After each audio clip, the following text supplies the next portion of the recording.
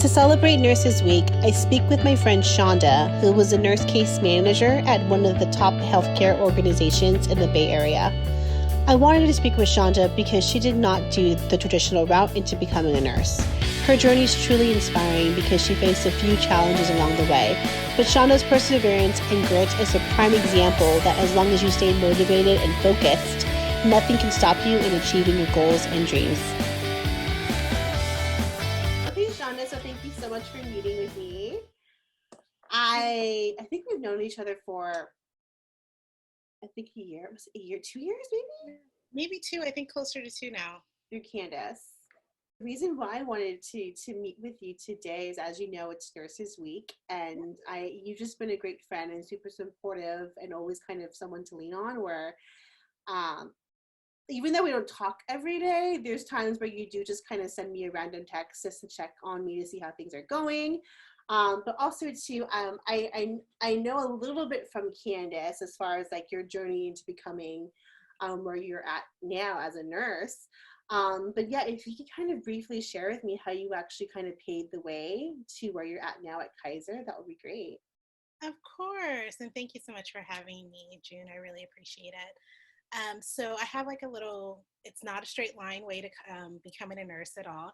I grew up wanting to be a lawyer. I went to undergrad thinking that I wanted to be a lawyer. Within the first year of undergrad at UC Santa Barbara, I knew that being a lawyer wasn't exactly my interest, and I decided I had thought about being a nurse. They didn't have a nursing program, and I looked at the city college. It was impacted for like 4 years or something crazy. So I went through the process of becoming a lawyer. So I went for a couple more years, and right before I was supposed to take the LSATs, I didn't show up, and I decided that I just was going to walk away from school for a while because every time I tried to talk to my family about how I didn't want to be a lawyer and I think I wanted to be a nurse, they would tell me I wasn't focused and that I needed to come home. And so I kind of just left school and didn't tell anyone. And then when they started asking me questions about when I was supposed to be graduating, I was just like, no. And I avoided it. So I went into high-end hotel management, which was my part-time job during college, and it was something that I was really good at. I've always been really cool and helpful naturally. When I came back to the Bay Area, I decided that I wanted to finally pursue my nursing degree, and I decided to look into school, and I was all ready to go, and then I found out I was having a baby, my daughter, who's now 10 years old. And when I did that, I decided that I needed to be a full-time parent and be a full-time working parent. So I decided what school wasn't the best time to go back. But a couple months into working with the infant, I decided that I wanted to go to school. So I held down a 50-hour-a-week job and took 3 classes my first semester with my daughter. And I started doing my prereqs. She was 1 at the time when I decided to start doing my prerequisites at City College. And I had a hotel job in San Francisco. I went to Contra Costa College. I had my 1-year-old daughter. I left my daughter's father and moved back home with my mom, had to sell my car, was taking the bus and BART everywhere. And did that for 2 years and got through 2.5 years and got reps. Went to nursing school at Samuel Merritt, knew I wanted to be a public health nurse case manager.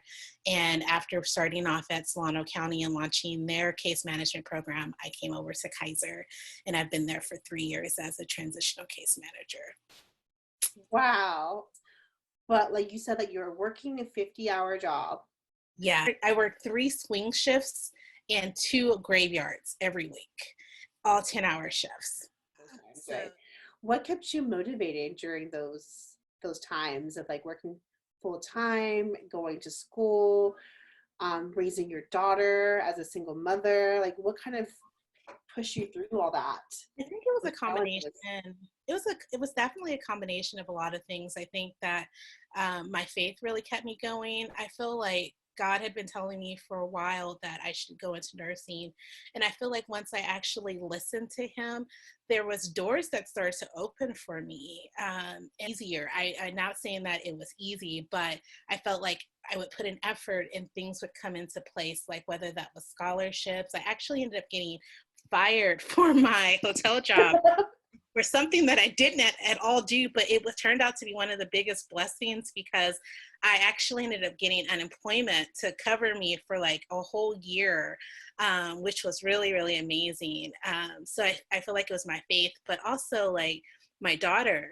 Like I remember so many times going back and just looking at her and like, because I would have to wake up, I would get up at like 4 o'clock in the morning to do homework before I woke her up to get her ready to go to like daycare.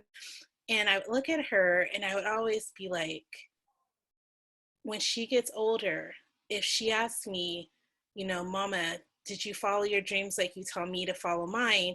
I need to be able to tell her, yes, I did. And I didn't want to have to lie to her. And my dream was being a nurse. And so it kept me motivated so that I could make sure that I was doing what I would tell her to do, which was to follow her dreams at any cost. And so it kept me wanting to make sure that I did that. Like, so a combination between my daughter and God just telling me to follow my passion and that he gave me these skills to help other people. Oh my God, I'm getting chills right now. My eyes are kind of tearing right now. What I do. Like it is literally. What is it about, you know, especially just right now? I just have so much love for all of like the frontline workers. And what is it about being a nurse that you love? Like, why are you so passionate about it?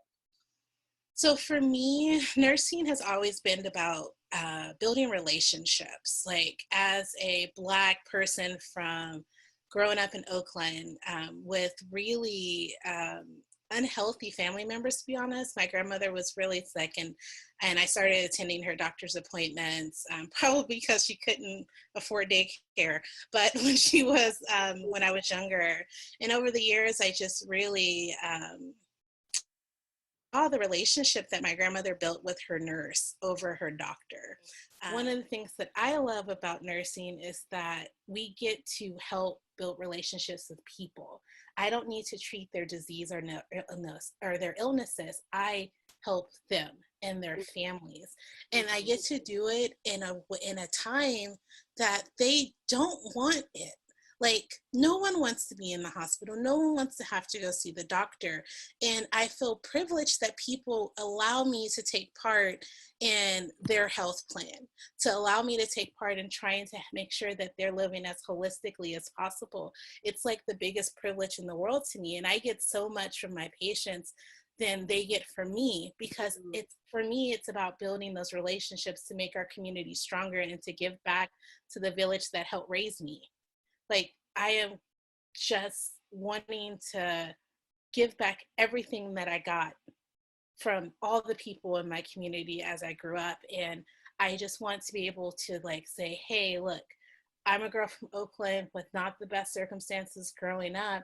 And I want to help you because I want you to understand what's going on in your life, what's going on with your health, and how to make the best decisions possible and actually truly understand how to advocate for yourself. Mm-hmm. And so that is like why I do what I do. Like, and then also too, you're setting a really great example for your daughter. Little girls out there like living in Oakland or living anywhere, going through these challenges and adversity, but showing that, you know, you were really motivated to achieve your dream, and despite the curveballs thrown your way, you still did it.